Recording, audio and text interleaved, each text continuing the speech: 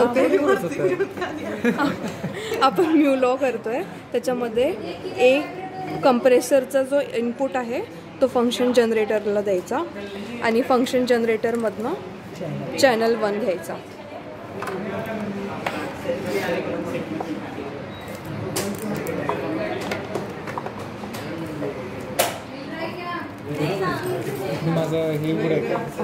आणि त्यातलाच जो आउटपुट आहे तो चॅनल 2 ला जाणार.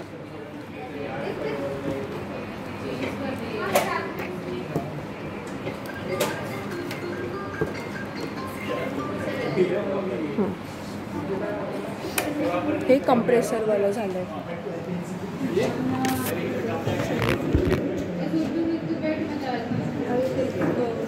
मेजरमेंट कसं घ्यायचं आहे दाखव. हां एक मिनटं त्याचं मेजरमेंट बघ. मेजर चॅनल 1 पिक टू पिक आणि मग हा वाला नॉब फंक्शन जनरेटरवाला नॉब फिरवायचा for minimum and maximum value.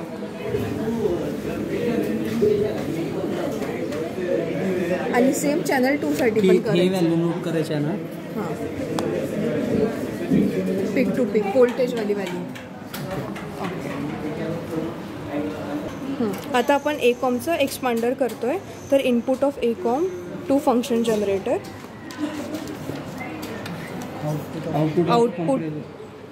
Output of compressor to expander इनपुटला आणि हा आउटपुट आपल्याला चॅनल 2 ला घ्यायचं आहे.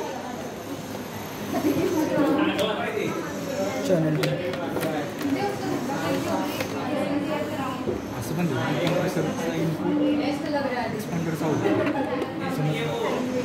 कंप्रेसरचा आउटपुट आणि एक्सपान्शनसाठी आपल्याला एक्सपान्शनचा इनपुटच घ्यायचा आहे चॅनल 1 ला.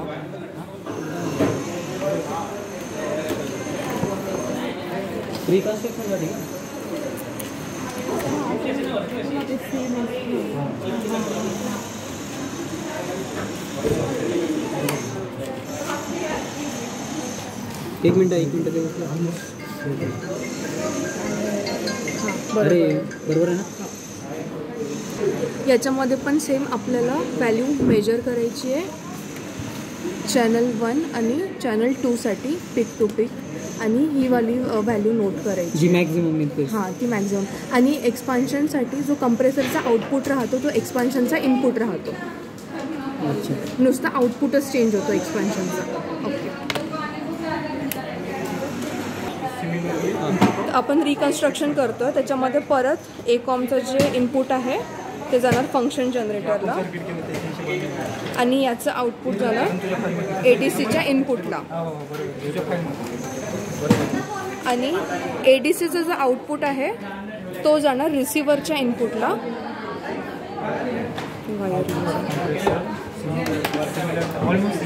हा आउटपुट ADCचा रिसिव्हरच्या इनपुटला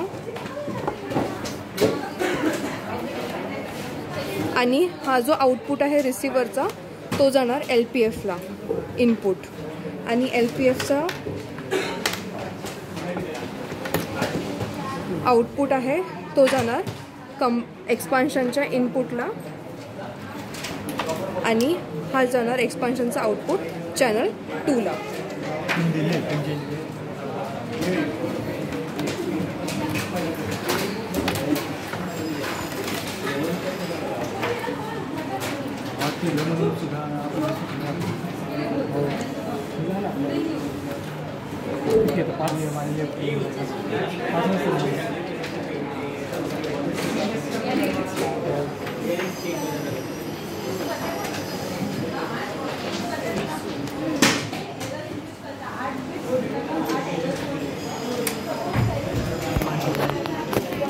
बॉटल देणार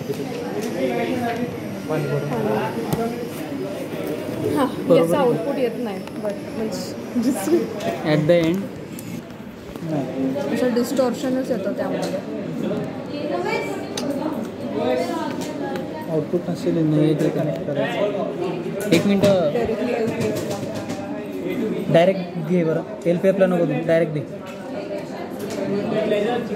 DAC मधून घेऊ का डायरेक्टली? एक काम कर, याला DAC याला मध्ये डायरेक्ट टाक. थांब एक मिनिट. बंद करून चालू कर त्याला. नाही हे इकडे दे LPFला. आणि आता हां